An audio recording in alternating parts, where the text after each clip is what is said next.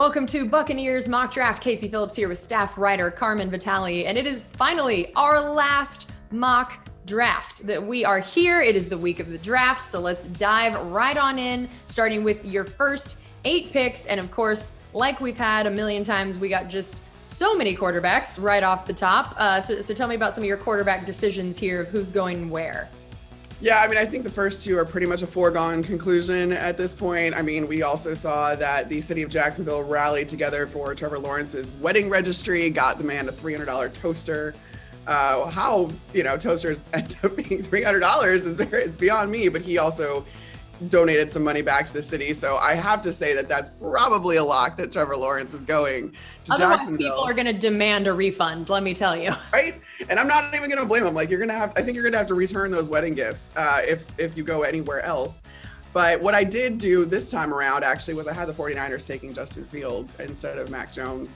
I was feeding into one of my prior mocks some of the chatter around him and how hyped maybe the 49ers were for Mac Jones.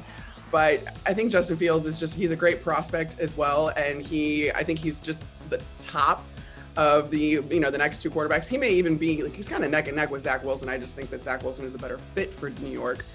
So I have the 49ers just taking, not thinking over it too much and taking Justin Fields. So that's 1, 2, 3 there. And then, and then something happens at 4 that I'm not super pleased with. Yeah, you're giving the Falcons the draft darling, Kyle Pitts. And then, of course, you have the big trade alert here at number 7. So explain that one. Yeah, well, I think that New England needs a quarterback. They don't have that position set, which is something that they obviously haven't had to deal with very much in the last couple of decades. But you're not going to be, I think as New England, you feel like, granted, they're in the middle of the round currently, but you're really not going to be that high, or you're hoping you're not going to be that high in the draft, picking that high in the draft for years to come. So you're kind of within reach of making a trade up and maybe getting one of these top tier quarterbacks. And that's what I have them doing. Trey Lance falls a little bit with like the 49ers taking Justin Fields, and then Atlanta and Cincinnati and Miami not needing quarterbacks. So they look to the Lions, who I've heard have had some interest in or have been fielding calls to trade down.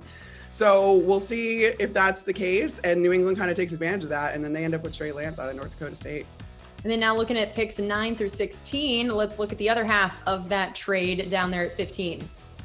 Yeah, so then you get the Lions, who end up with J.C. Horn, and cornerback is a huge need for them, and he's arguably like one of the best corners in this draft, right behind Patrick Surtain, who I had going to the Cowboys, which I've seen in a lot of mocks. I think that that's almost, kind of a lock at that point, because that's when the corners start coming off the board. But the Lions still get a really great corner, and that fills a need for them, and they pick up a couple extra draft picks in the process. So I think it was a really big win for the new head coach, Dan Campbell, in Detroit.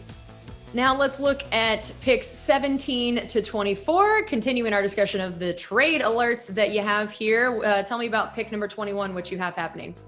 Yeah, I think this is the latest trade that either Scott or I have had this draft season. But I think that with all of these offensive players kind of going in the first part of the round, it kind of pushes some of these defensive players down. And I think that Cleveland really wants an edge. And I think they want their pick at an edge to go opposite Myles Garrett, which is a really scary thought. Don't particularly love that, but they're in the other conference, so we don't have to worry about them quite yet. I have them wanting to take Jalen Phillips, just have their pick of any of the edge rushers and have him come off the board. He's got some injury concerns, but I think, the consensus is there that he's extremely athletic, and he showed that at Miami this past year. All right, we see at your pick 24, there's a running back getting taken. And then as we switch over to picks 25 to 32, we see another running back right there. So you had 2 guys going back to back. What went through your mind there, and what does that do for these last picks leading up to the Buccaneers' chance? Yeah, it still, again, pushes more defensive players down the board because you're taking more offensive players. And even Jason Light said that last week, where he feels like this draft is tilted a little bit more on the offensive side, and I tend to agree with him. But I think the Steelers, they lost James Conner, so they kind of let him walk, which was a little bit of a surprise. And they now have a running back need, and Najee Harris is sitting right there from Alabama, who I think is a pretty great replacement and is someone that's going to be pretty impactful right away. And then you've got the Jaguars, who I just wanted to make the Clemson reunion happen, I guess, because you got Trevor Lawrence and now you're going to bring in his running back, and running back is a need for the Jaguars as well. So, he's sitting there and it just so happens that these guys go back to back, but it makes a Clemson reunion in Jacksonville. So you're just moving the Clemson guys south, which I think would be a pretty easy transition for obviously Trevor Lawrence and his new system there in Jacksonville under Urban Meyer. But then we got the Bucs. So the Bucs do end up taking a defensive player because you kind of look at the value of what you can get offensively, defensively at this pick.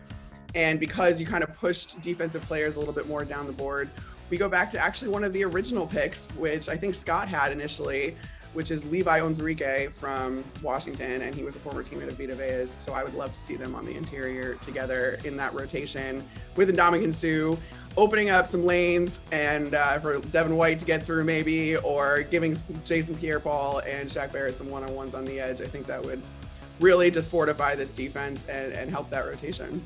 That sounds amazing. I think that's what's nice about this point. Anybody just is like icing on the cake when you have so much of your roster coming back. This is going to be wonderful. And it's a very stress-free draft. Therefore, we just get to enjoy what's going to happen Thursday night. Again, stay tuned to all of your draft coverage here on Buccaneers.com.